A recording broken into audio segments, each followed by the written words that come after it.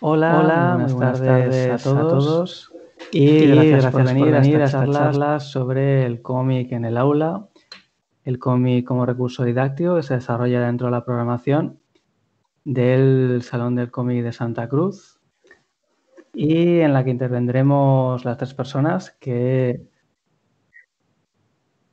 podéis ver en la pantalla. Y muy brevemente os presento a los intervinientes. Por un lado, Adela Cortijo es profesora titular de Filología Francesa y actúa además como fotógrafa.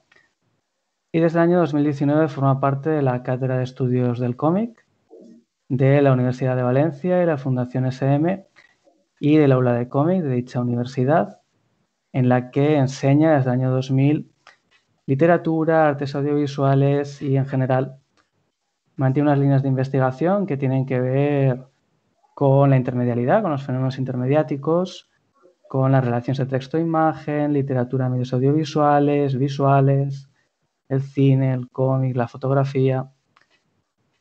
Por otro lado, Coral Díaz, cursa el cuarto año de doctorado en el programa de Arte y Humanidades de la Universidad de La Laguna en Tenerife y disfruta de una ayuda de formación de profesorado universitario para realizar su tesis doctoral, lo que significa que es una tesis bien referenciada, bien definida y construida para poder gozar de este tipo de ayuda nacional. Y gracias a esta ayuda, FPU ha podido impartir prácticas docentes al alumnado del grado en estudios ingleses. Y bueno, sus líneas de investigación son también muy amplias, estudia las representaciones de discapacidad y enfermedad en el cómic, autobiográfico producido en Estados Unidos y en Canadá, lo que da un espectro muy vasto, de bastante amplitud. Y por último, en mi caso, yo soy doctor en Historia del Arte, mi nombre es Julio Gracia, realicé una tesis doctoral sobre cómic español en los años 80 y 90 e imparto clases en la universidad en la que también utilizo el cómic como elemento didáctico. Y bueno, al igual que Coral y al igual que Adela, he escrito sobre temas relativos al cómic, también sobre temas relativos a la intermedialidad, las conexiones con la pintura, el cine y la ilustración, y codirijo los concursos internacionales sobre cómic que se organizan en la Universidad de Zaragoza.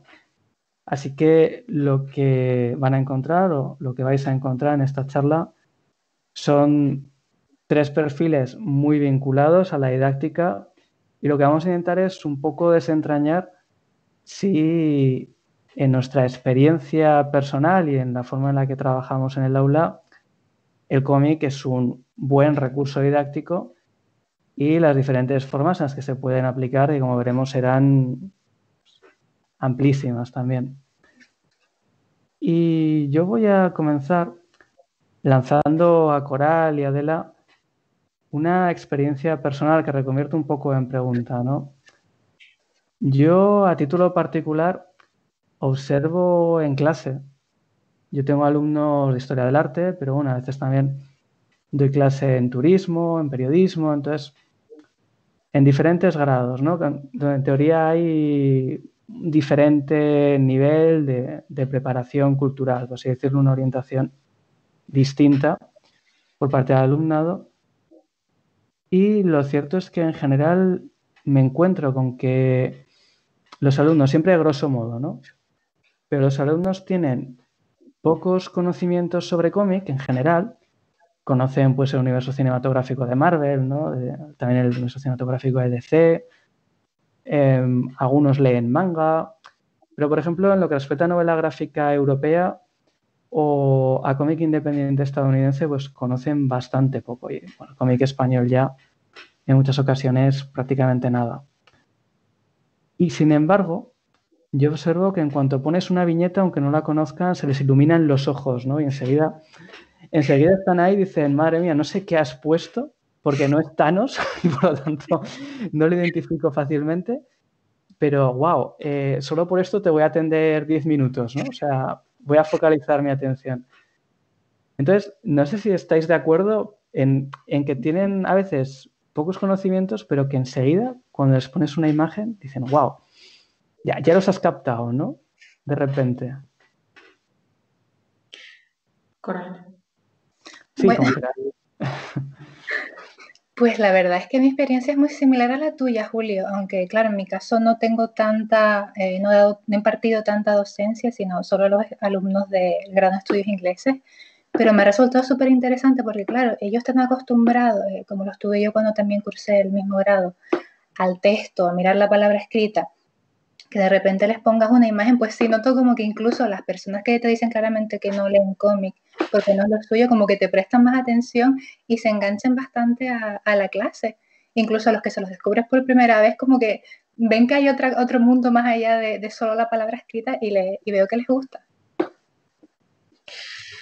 Pues yo no sé qué decir. Yo es que tengo un sentimiento encontrado. Es verdad que cada vez más los estudiantes sí que conocen el cómic, aparte de que se hayan formado como niños con el cómic, sí que conocen cada vez más el cómic para adultos. Pero yo que trabajo muchísimo la imagen en clase, porque claro, yo doy clases de literatura y cine y doy clases también de cómic. A mí lo que me sucede es que cada vez más noto que los estudiantes en la universidad están tan imbuidos o están tan insertados en el mundo de la imagen que cada vez cuesta más que les llame la atención una imagen, ya sea del tipo que sea, ya sea fotográfica o un plano o unas viñetas o una plancha de cómic. Yo, por ejemplo, sí que bucean tanto en la imagen que en mis clases sí que me cuesta. Otra cosa es a nivel de primaria o de secundaria, pero en mi experiencia personal no es tanto así. Es decir, es verdad que tú estás dando clases de historia del arte o en el caso de Coral que estaba con la tesis, pero en mi caso es más complicado.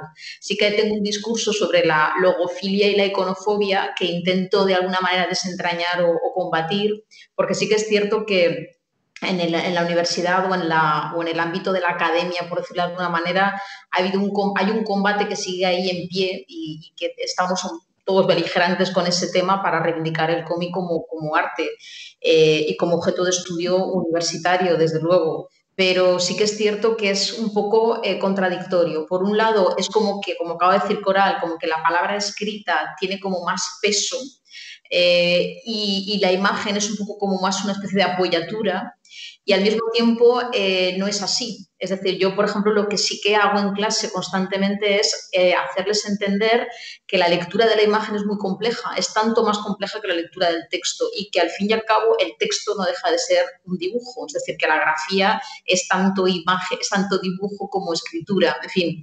Esos temas de que si la imagen apoya o ayuda o es...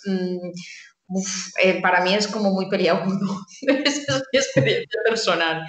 No sé, no sé. Bueno, lo digo porque como has empezado con una anécdota de cómo te encuentras tú en clase, otra cosa es la cuestión de, yo por ejemplo imparto clases en un máster que se ha puesto en marcha el año pasado en la Universidad de Valencia, que es un máster de educación y cómic, se llama así, cómic y educación.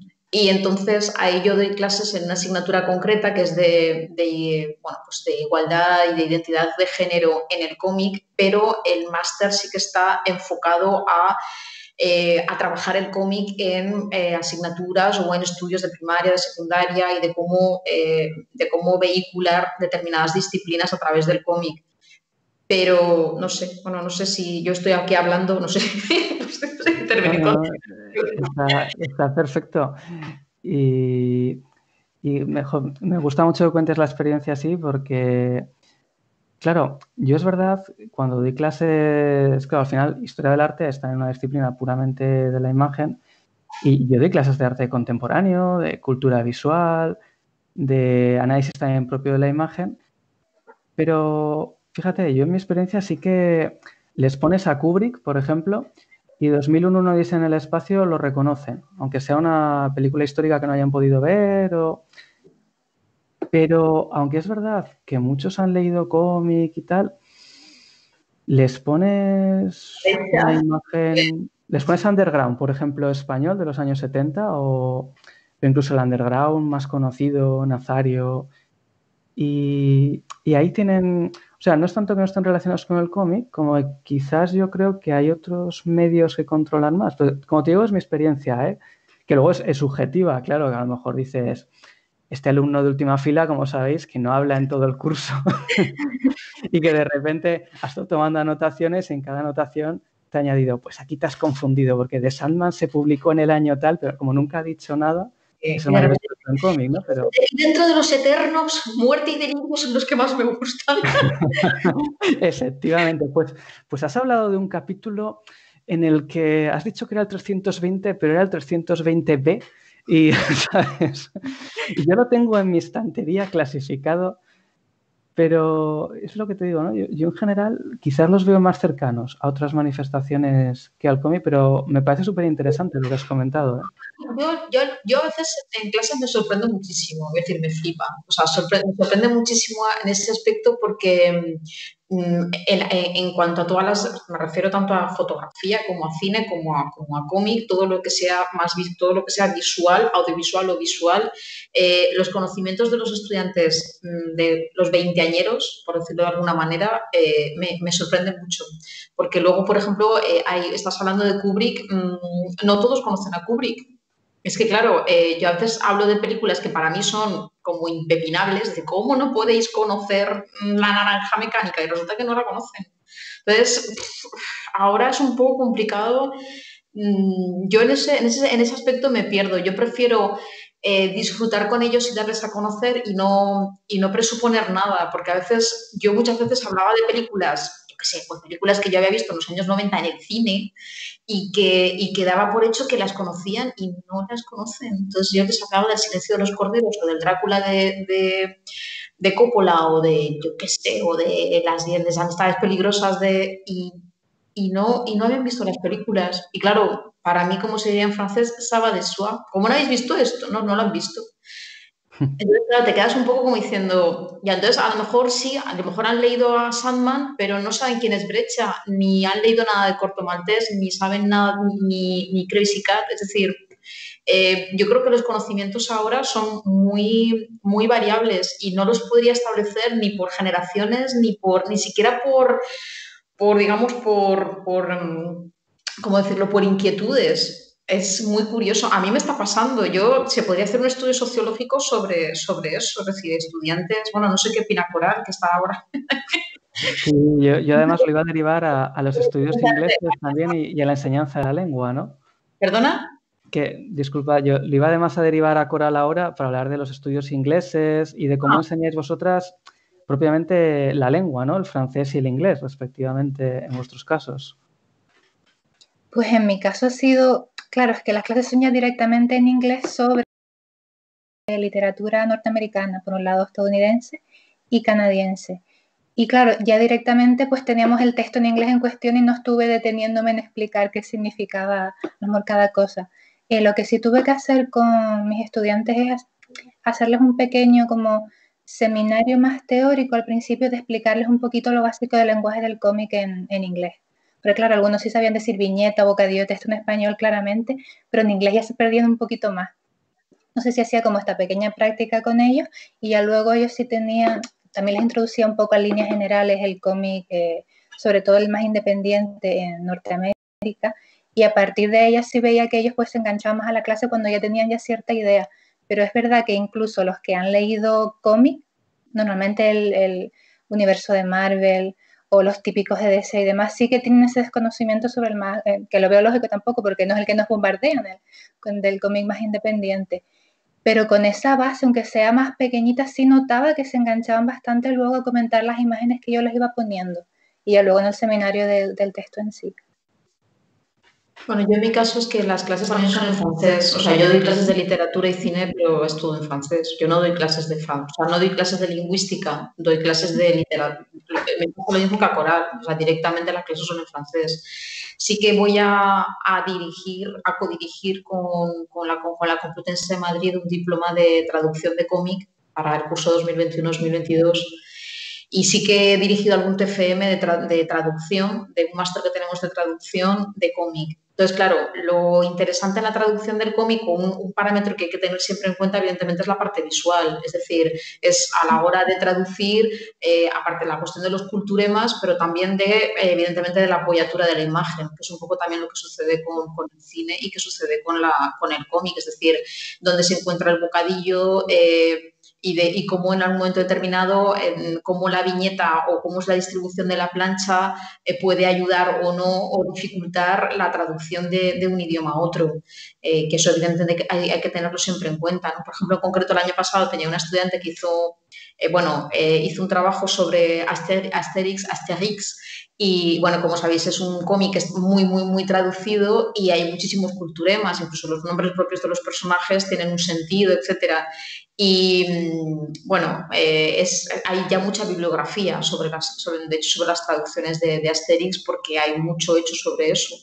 Pero sí, es decir, a nivel de idioma, si pensamos en lo que serían las clases de idioma tradicional, claro que puede ser muy útil, ¿no? De hecho, muchos libros de texto, yo he visto libros de texto de mis sobrinos de instituto, se utilizan cada vez más el formato del cómic o de la historieta para ayudar a todo lo que es una gramática una gramática de la parte comunicativa del aprendizaje de una lengua, ¿no?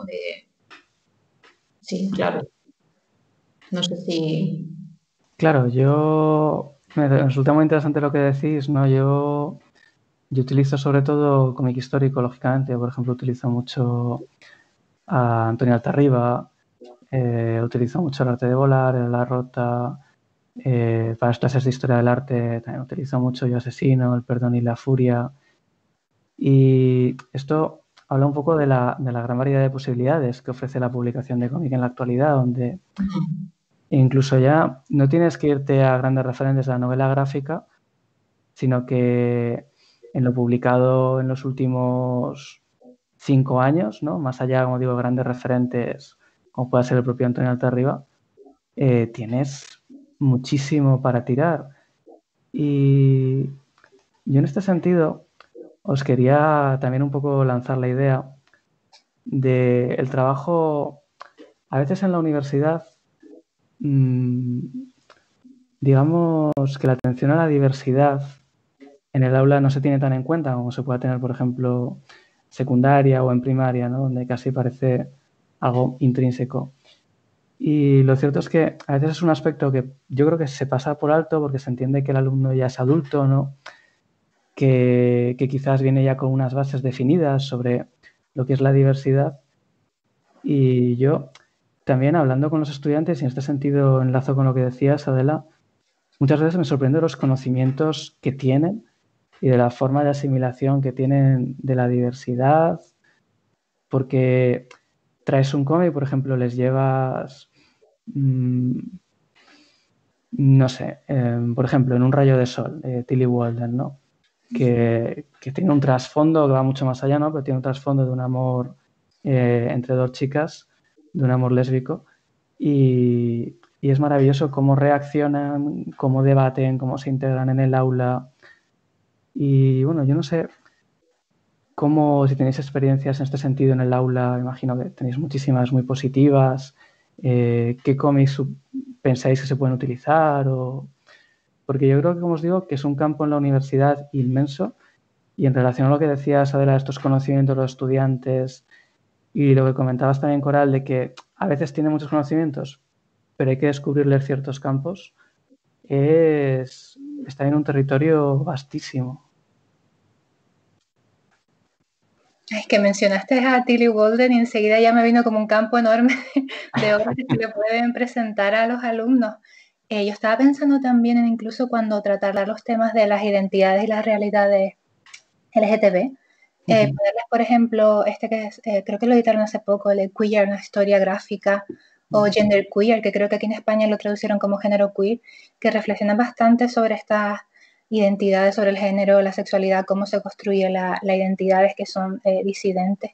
Y es que me parece súper interesante, o sea, ya no solo la parte del campo autobiográfico, que es el que más me llama a mí la atención, sino ponerles incluso obras más didácticas, por así decirlo, como que expliquen más cosas que a lo mejor ellos se encuentran en un texto que tienen ya unos años, que les cuesta más acercarse a ellos, quizás empezar, o sea, estoy pensando en un alumnado de segundo o tercero del grado, quizás empezar con ese tipo de textos. Y a mí, por ejemplo, Tilly Walden me encanta, me declaro muy, muy fan de ella, y quizás ese tipo de obras me resulta muy interesante para esos niveles, la verdad.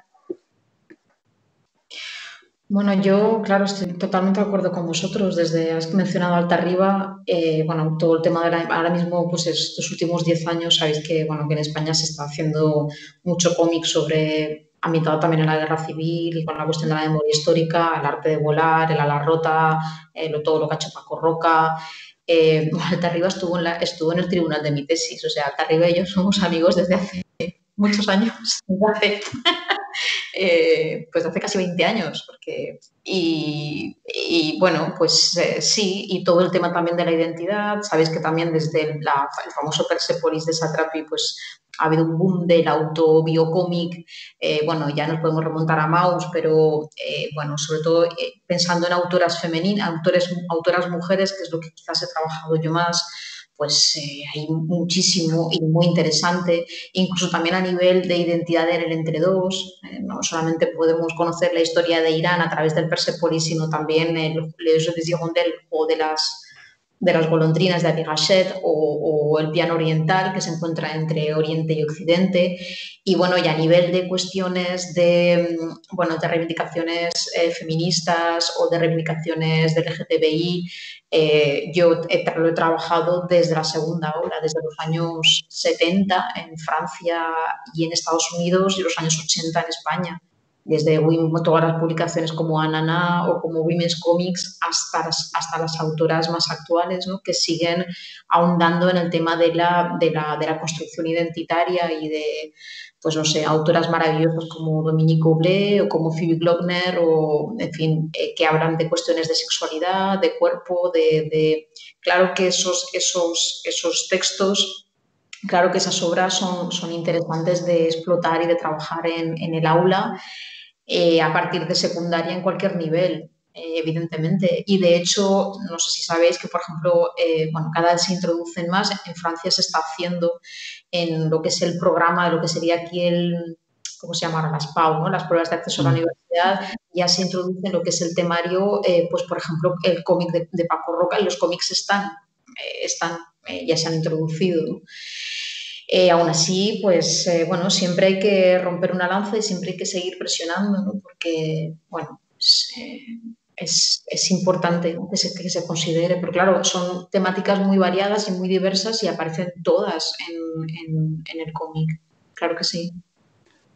Y lo que estabas mencionando también, Adela, sobre la historia, es que es muy interesante porque se imbrican un montón de disciplinas distintas solo con un cómic, ¿no? Lo de tener quizás un texto que puede ser, que trate temas históricos como Persepolis, o estoy pensando incluso en Fan Home de Alison Bechdel, que es como esa parte de la historia, como la historia general, lo que pasa a partir de esos años, es la historia privada de la vida de los protagonistas, de los personajes, mientras los hechos históricos ocurren de fondo. O sea, me parece muy interesante porque realmente lo puedes tocar desde muchísimas disciplinas. Claro, yo creo que en el cómic, como también sucede en el cine o en la literatura, se imbrican, o sea, hay una combinación de microhistoria y de macrohistoria. Hace unos años, en el 2016, en mi universidad hubo un congreso que se llamó Cómic y Compromiso Social. Lo organizaron los de Hispánicas. Y aquí hubo un combate, bueno, te lo digo por ti, Julio, ¿qué opinas tú? Hubo un combate, una batalla campal entre los historiadores y los filólogos, porque claro, nosotros hablábamos de los cómics, de textos, pues de los cómics, ¿no? De que, por ejemplo, en el tema de la memoria histórica, pues estaba Altarriba también, estábamos hablando de su obra. Entonces ellos estaban como los historiadores estaban como muy con la cuestión esta del documento, del testimonio del documento que ha de ser, es un poco como la legitimidad de la palabra, ¿no? Que esto también se ha trabajado mucho en cine, y lo trabajaba la René o el Biosca, que trabaja mucho el tema de la memoria histórica. Y claro, era muy curioso, estoy contando toda esta cuestión por el tema de, en el caso concreto de la historia, podríamos extrapolarlo a otras disciplinas, ¿no? Pero como pueda ser incluso el dibujo médico, ¿no? La cuestión de del tratamiento de la historia con mayúscula en el cómic o en la literatura, es decir, la ficcionalización o no, o como está comentando Coral, esas partes en las que se trasluce la historia con mayúscula, pero que al mismo tiempo nos cogen de la mano al lector y al espectador, nos coge de la mano esa historia, ese trazado, esa línea argumental de esa historia que nos cuenta una cuestión íntima o una historia íntima de un personaje.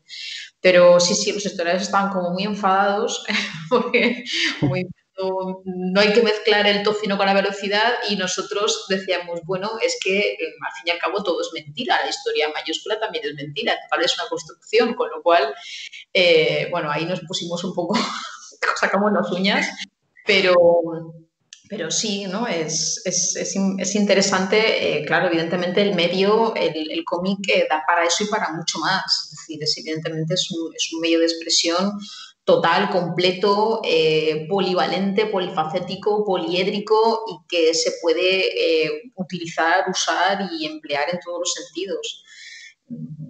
No sé. Claro, coincidisteis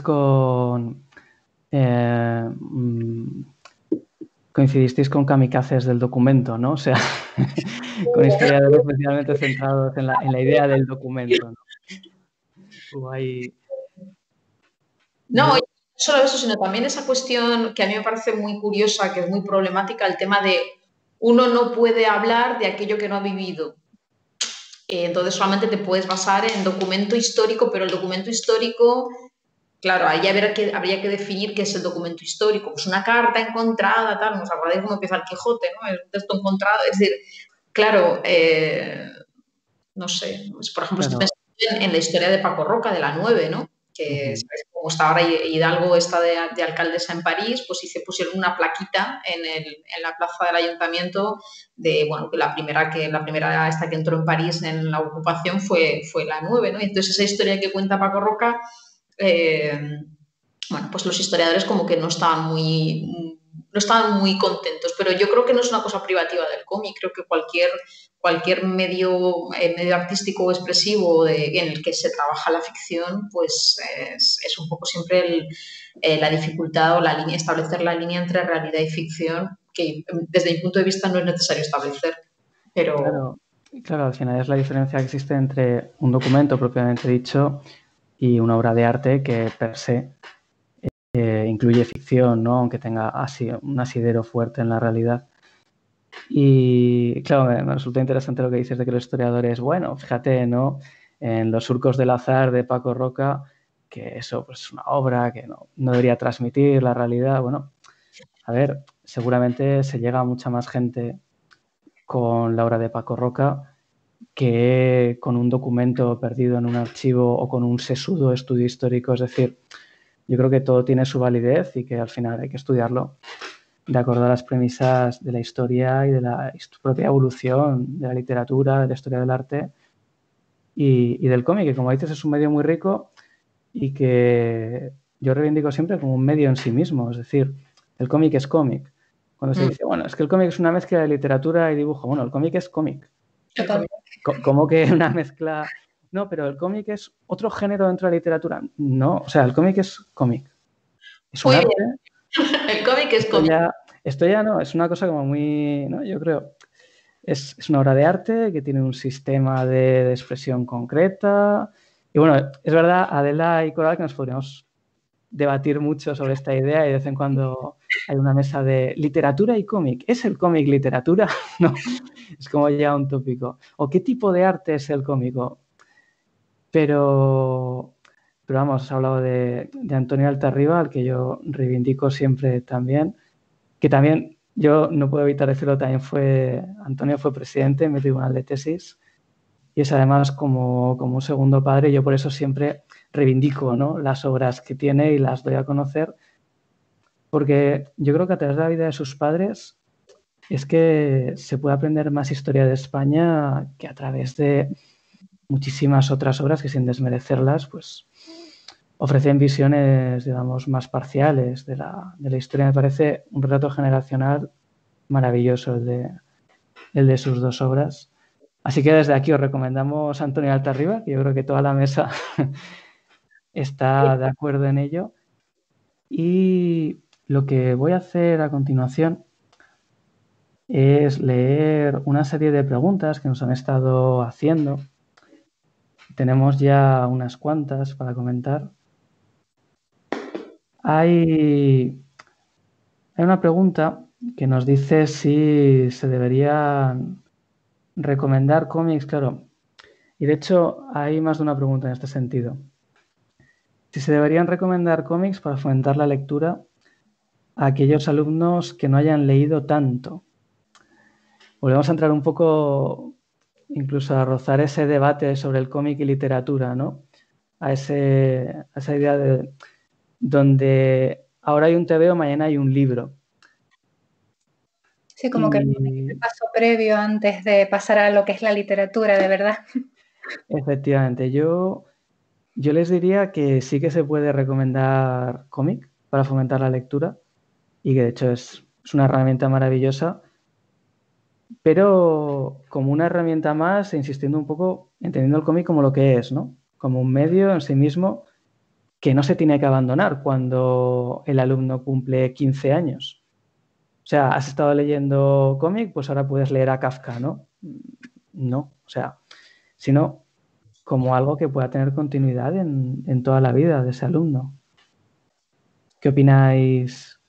¿Pensáis también que donde hay un TVO mañana habrá un libro o puede convivir tanto TVOs como libros? Yo personalmente, en mi experiencia personal, siempre han convivido desde mi infancia, que no es incompatible en absoluto una cosa con la otra. Además, me parece un gran error, yo que tengo una formación de literatura, me parece un error considerar que el cómic es una especie de hermano pequeño de la literatura. No lo es. Es decir, yo de pequeña leía tebeos, leía historietas y también leía Agatha Christie. Y de mayor, pues sigo igual. Ahora estoy volviendo a leerme El Buscón y me estoy leyendo últimamente? Una cosa de Pascal Gabate. Recomiendo en clase cómics constantemente, como también les recomiendo películas. De hecho, les digo, haceros una lista de cosas que tenéis que leer, que tenéis que ver y que... Entonces les digo, este cómic lo conocéis, ¿no? Pues apuntadlo. ¿Esta película la habéis visto? No, pues apuntadla. Y claro que sí. Y a nivel de mis amigos también. Muchos amigos me dicen, ay, ¿qué te estás leyendo? ¿Qué me recomiendas? Tal. Y eso es muy importante. Yo, por ejemplo, trabajo mucho, al trabajar literatura y cine también en clase, y trabajo mucho la problemática de adaptación, lo primero que les digo a los estudiantes es que son medios distintos y que lo interesante es ver las técnicas de transferencia de un medio a otro, cómo son los procesos de intermediáticos, pero no considerar que el libro es mejor que la película, o que la película es mejor que el libro, o que uno puede ver la película de Madame Bovary de Chabrol y no es necesario leerse la novela de Flaubert porque es un nuevo rollo. O no, es que una cosa no es incompatible con la otra, y con el cómic sucede lo mismo. Es una cosa que a mí personalmente me da muchísima rabia, y sobre todo cuando he trabajado también el álbum ilustrado, es decir, lo que he trabajado mucho los álbumes de libros de Zorro Rojo, que es una editorial que me gusta mucho. Y lo mismo, ese concepto de que porque el texto esté ilustrado es como más fácil de asimilar. Y yo veo, por ejemplo, ilustraciones de Scafati o ilustraciones con el texto escrito, es decir, tienes los cuentos de Edgar Allan Poe y tienes la ilustración. Y a mí me parece, a veces la ilustración en sí me parece de una complejidad impresionante, ¿no? De estar atento de cómo son los trazos. Entonces, siempre hago muchísimo hincapié en clase en que hay que saber leer la imagen, y que a pesar de que estamos completamente inmersos en un universo de imagen, resulta que somos unos analfabetos de la imagen. Muchas veces no somos conscientes de cómo hay todo un trabajo de combinación de colores, de ejes, de líneas, de técnicas, etcétera, y que es importante tener en cuenta. Y aparte de cuestiones de lecturas simbólicas, etcétera, tanto en imagen de dibujo como en imagen fotográfica. Entonces, vuelvo a repetir, el considerar que el texto, que la letra escrita es como más, digamos, más compleja o más, no sé, o más intelectual o más tal que el dibujo, es un gran error, porque luego hay cada tontería que se escribe por ahí. Quiero decir, el texto puede ser Kafka, como dices tú, o puede ser Kant, o puede ser, con todos mis respetos y todo mi cariño, Corintellado. Quiero decir, texto... Perfectamente, y tan enriquecedor como los demás, efectivamente. Entonces, en el cómic, el problema que sucede con el cómic, lo explica muy bien Thierry Brunsten, tiene un libro muy guay que se llama OCNI, ¿no? Dice que el cómic es un OVNI, sin un OVNI, un objeto cultural no identificado.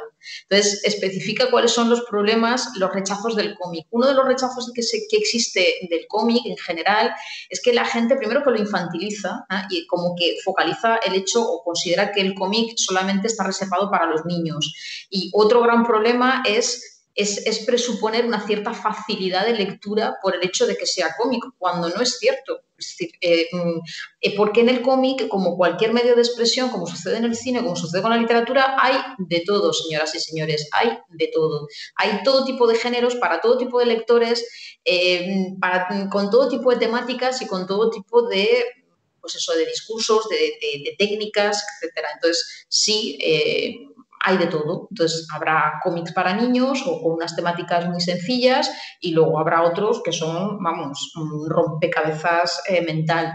Entonces, igual sucede con el cine. Puedes ver una película el domingo por la tarde de estas que ponen en Telecinco, que son insufribles, para que están con las películas nórdicas, de estas que se hacen en Alemania, que son insoportables, o puedes ver una película de Bergman o una película de Dreyer y estar ahí viendo la película y diciendo, voy a volver a verla porque hay cosas que no he captado.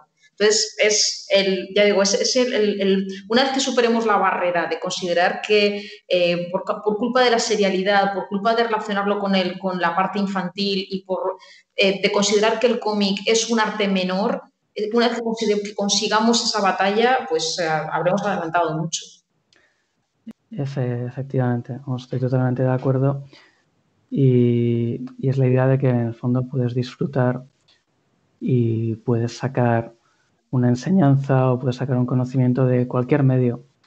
Al final, que sea un medio u otro no es indicativo ni de calidad, ni de un género, ni de una clasificación, ni de otra. Y efectivamente estoy totalmente de acuerdo, Adela, en que cuando superemos ciertos prejuicios, al final nos enriqueceremos también como sociedad, porque podremos disfrutar de diferentes formas de transmisión del conocimiento y de las emociones con equidad, de una forma igualitaria y sin entrar en no. Es que esta etiqueta que ahora se utiliza menos, ¿no? Pero que se sigue utilizando y durante muchos años fue capital, que es el de friki, ¿no? No, es que esto es de frikis. No, en absoluto. Es un medio más o es un género más dentro de ese medio y no te pueden lastrar los prejuicios. De hecho, voy a enlazar con una pregunta que nos plantea Mafe Suárez, que nos dice, gracias por este ratito tan enriquecedor, hace unos días justamente viví una situación de desprecio, entre comillas, del cómic en una clase universitaria y por parte de una docente. Entramos ya también en una consideración interesante, ¿no?, para debatir. Propuse la adaptación al cómic de una magnífica obra literaria, El arte de la guerra, y evidentemente no es lo mismo que el libro, pero creo que es una buena forma de acercar al alumnado a las obras clásicas. ¿Cómo propondrían ustedes subsanar este prejuicio del profesorado a aceptar el cómic como elemento transmisor de conocimiento? Bueno, yo, siendo muy breve, al final los prejuicios se combaten con conocimiento y con enseñanza, ¿no?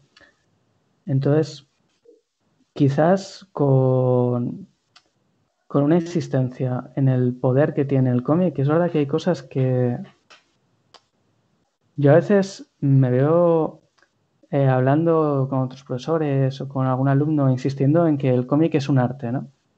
Y dices, jolín, esto parecía tremendamente superado y todavía hay como ciertos conatos de resistencia, ¿no? Pues esto es lo mismo, yo creo, o sea, con paciencia, con conocimiento y con formación, insistiendo incluso dentro de la formación del propio profesorado, con cursos específicos donde se les den las herramientas y donde se les abra un mundo, porque yo creo que también a veces son prejuicios, ¿no? Y prejuicios que no solo lleva aparejados el cómic, sino, por ejemplo, el videojuego, que es una herramienta también maravillosa para transmitir conocimientos, emociones, para el alumnado, también tiene unos prejuicios detrás. Entonces yo creo que con conocimiento se combaten estos prejuicios. Y no sé si en vuestros casos tenéis a veces también que insistir, ¿no? Con compañeros y con alumnos, en plan, no, a ver, que es que esto es un arte. O sea, parece increíble que en 2020 tengamos que insistir en que el cómic puede formar parte de las aulas y puede ser un elemento indispensable de las mismas, pero es que es así. Es que realmente es así y te lo voy a demostrar con esta serie de ejemplos y con esta serie de actitudes de cuando he llevado un cómic al aula, lo que ha ocurrido a nivel positivo. Bueno, yo quiero comentar dos cosas respecto a esto. Evidentemente, los prejuicios son ignorancia. En el 2007 organicé mi primer congreso sobre cómic en la universidad porque nos dije, voy a hacer algo. Y hice una cosa sobre literatura y cómic de mujeres. Y a mis compañeros de mi departamento les dije, ¿queréis colaborar?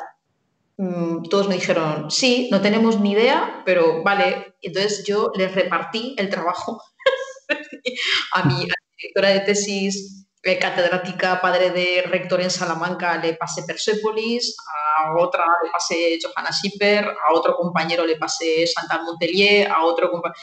Y participaron todos y se lo pasaron pipa y fue estupendo.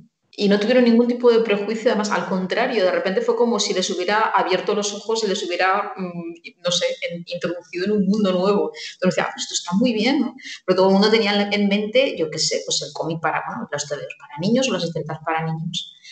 Y otra anécdota que quiero comentar, que no sabía si decirlo o no, pero lo voy a decir porque estoy un poco cabreada. Es un buen momento ahora para decirlo.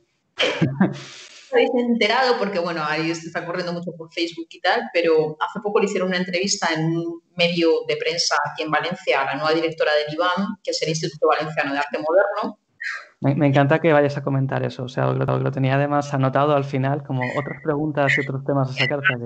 Claro, bueno, ella dirigía hasta ahora el Bombat Gens, que es un centro de arte moderno, contemporáneo, que también está muy bien, que está justo enfrente del IBAM. Ha habido un poquito de pique entre ellos, como decir, eso no, ahí no voy a entrar.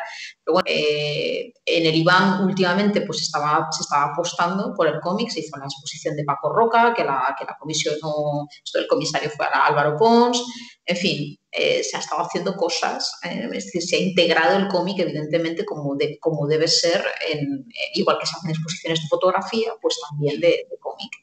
Y bueno, pues ella manifestó, le hicieron una pregunta y es totalmente reacia, ¿no? a continuar con esta idea de introducir el cómic en el IBAM. Eso dijo, y que no lo consideraba como, digamos, su concepto de arte contemporáneo debe ser chillida y poco más. Es decir, en fin, no quiero ser mala, pero nos ha dejado todos un poquito de piedra, ¿no? Que esta señora que es directora, no va a ser, no, es directora del IBAM, que es una institución importante, pues haga ese tipo de declaraciones. Es decir, el dudar, lo digo porque no solamente son docentes en secundaria o en universidad que se cuestionan sobre la valía o sino bueno, una persona que es una gestora cultural importante, pues es un paso hacia atrás increíble. Bueno, me imagino que lo querías comentar, pero ya lo he comentado yo. Que como soy de Valencia, pues...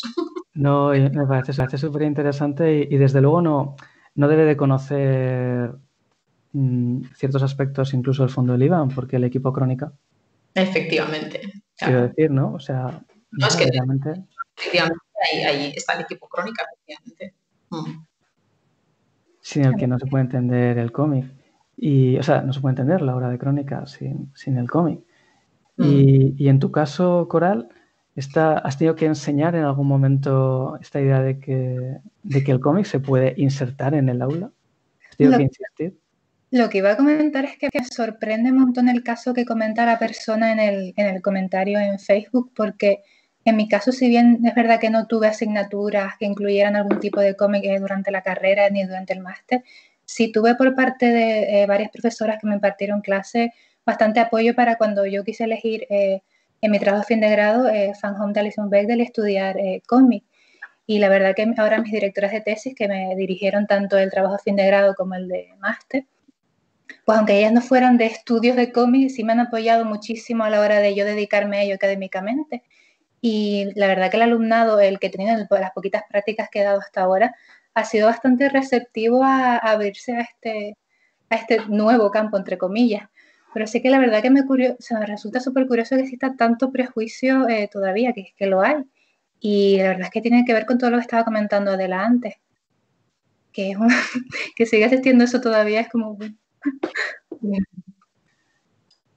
Voy a enlazar esta pregunta con otra que yo creo que también nos va a dar mucho de qué hablar. Es una pregunta que plantea Enrique Corominas, que nos da las gracias por una charla tan interesante. Es maravilloso ver que personas que se ponen al servicio de los valores culturales y éticos del cómic y los llevan a las aulas con respeto e inteligencia. Mi experiencia, por desgracia, es que otros profesores universitarios chulean, entre comillas, a los cómics solo para hablar de su especialidad: arte, literatura, historia, con la excusa de proyectar un PowerPoint con viñetas. Claro, yo creo que además es una pregunta muy pertinente. Gracias, Enrique, y gracias por todo lo que nos comentas respecto a la charla. Yo creo que de fondo, ¿no?, está esta idea de si verdaderamente al utilizar el cómic como recurso didáctico, a veces se puede caer, quizás en algunas ocasiones, en minusvalorar al cómic per se, en pensar que el cómic es una herramienta más, como pueda ser, y disculpadme la frivolidad, ¿no?, pero como pueda ser el Socrative, o como pueda ser cualquier programa con el que haces encuestas a los alumnos, ¿no? O sea, en lugar de llevar una encuesta, llevo un cómic, como dice aquí Enrique, y bueno, proyecto un PowerPoint con viñetas y ya está, ¿no? Y ya solo con eso he hecho algo innovador y diferente. Pues, claro, yo vuelvo a insistir en lo mismo, ¿no? En conocimientos, en formación, en que si se utiliza el cómic como recurso didáctico, se utilice eligiéndolo muy bien, sabiendo lo que se está empleando, valorándolo como lo que es, como una manifestación cultural que requiere un respeto, que tiene unos autores, que tiene una industria cultural detrás.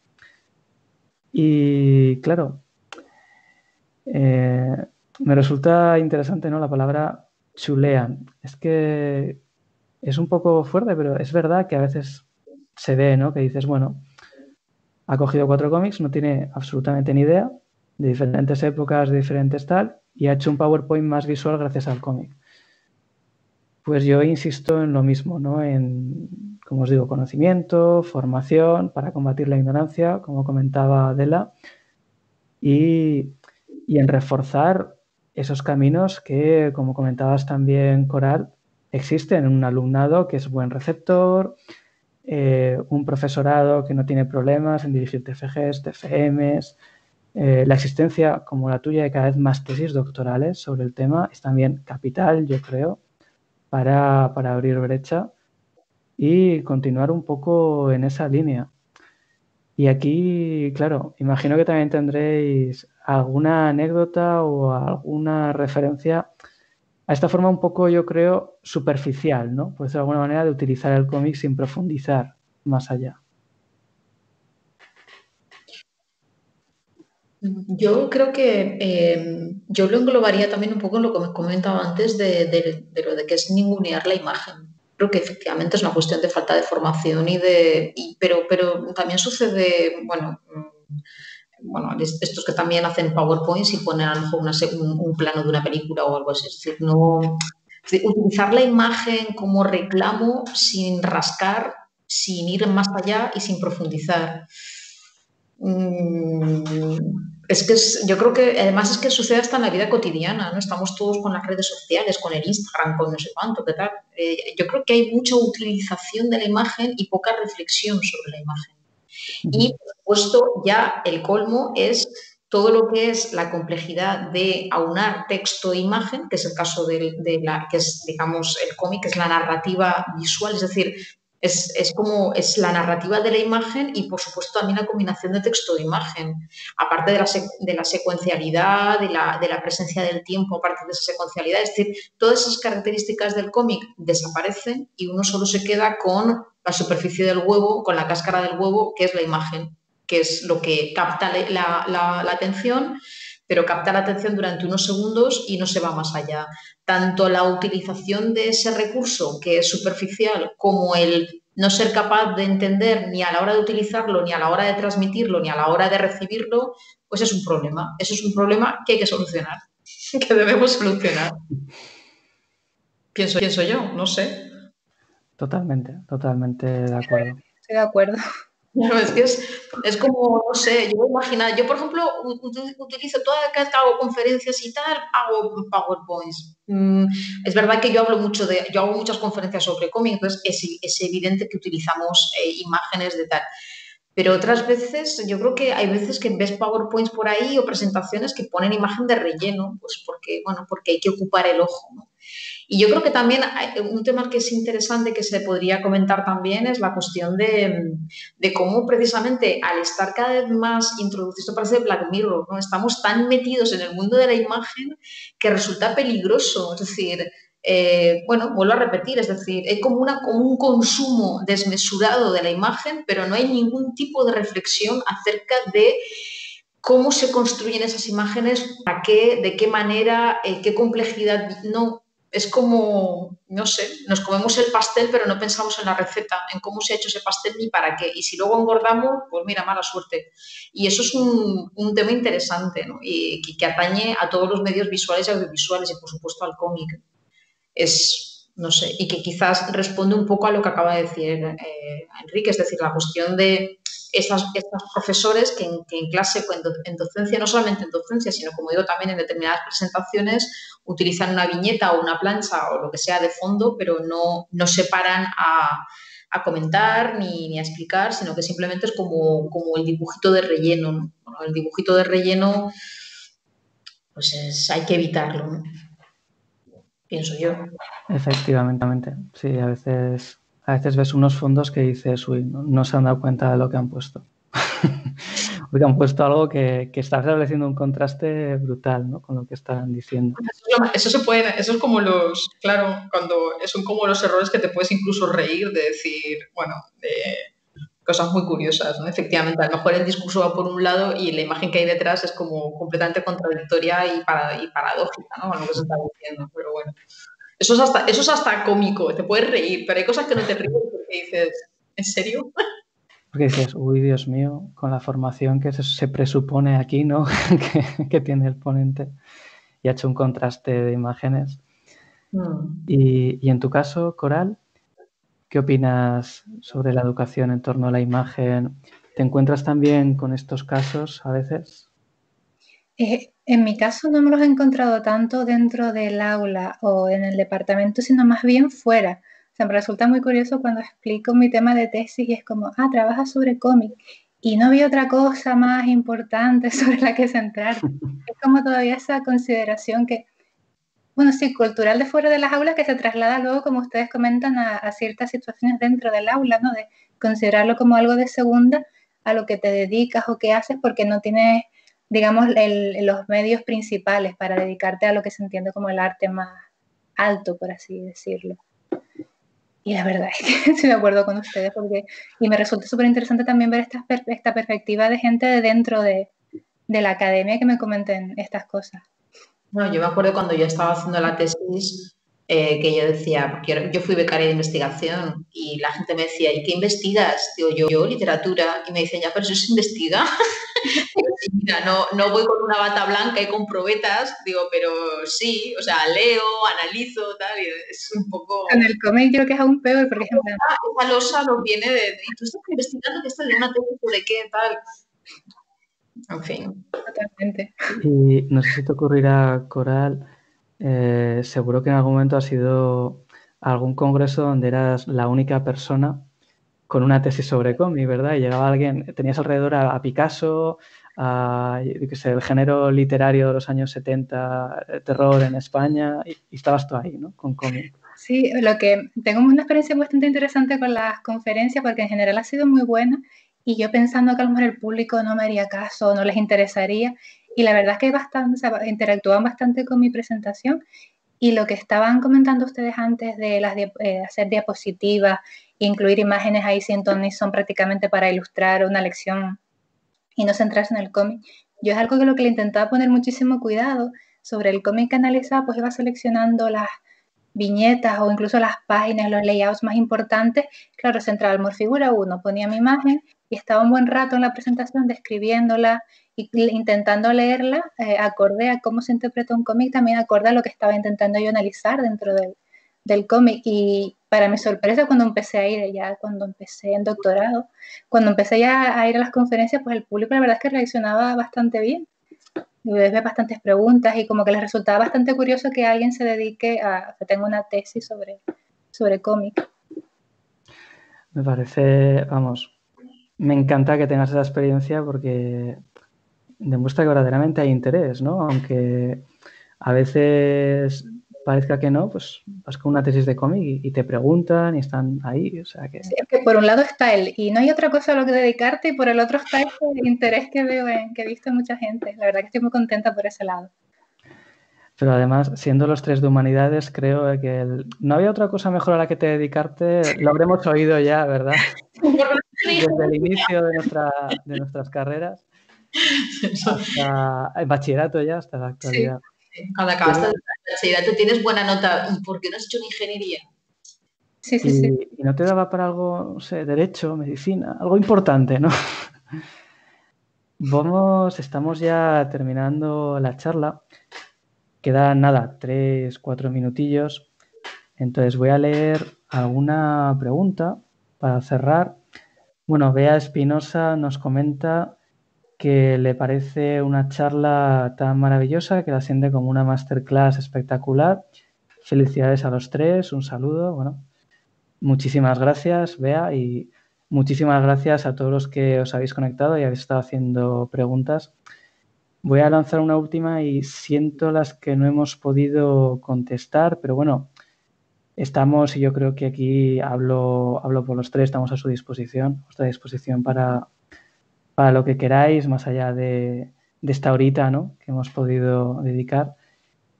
Y yo terminaría con una de estas charlas que a veces se hacen, ¿no?, en los debates, de un titular rápido final. Pues hay una pregunta de Carlota Irene Deniz Bolaños que nos dice que qué autor o autores destacaríamos del género independiente de cómic y por qué.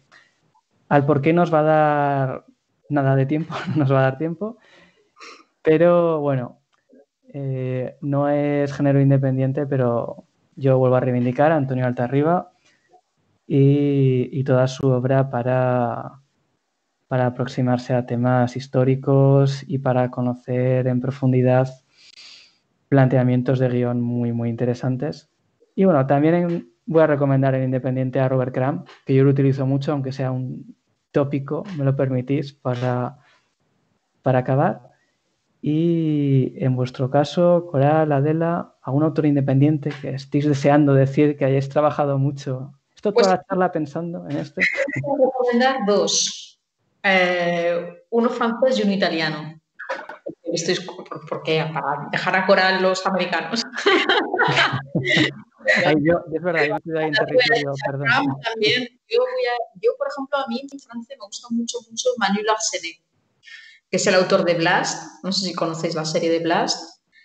Me gusta mucho Manu Larsenet. Y italiano me gusta mucho Gippi. Soy de Gippi. Pero bueno, me gusta mucho Lorenzo Mattotti, me gusta mucho Breccia, pero sí, Gippi, italiano, y he escrito Gippi y Manu Larsenet, si lo pronuncio a la española, Manu Larsenet, que me encanta. Recomendación amplísima, estamos cubriendo todos los campos. Sí, la verdad que sí. Yo les voy a recomendar una autora norteamericana, estadounidense, que se llama Ellen Forney, que justo me pillaron hoy trabajando en el capítulo de la tesis sobre su trabajo. O sea, una autora en la que estoy muy metida ahora.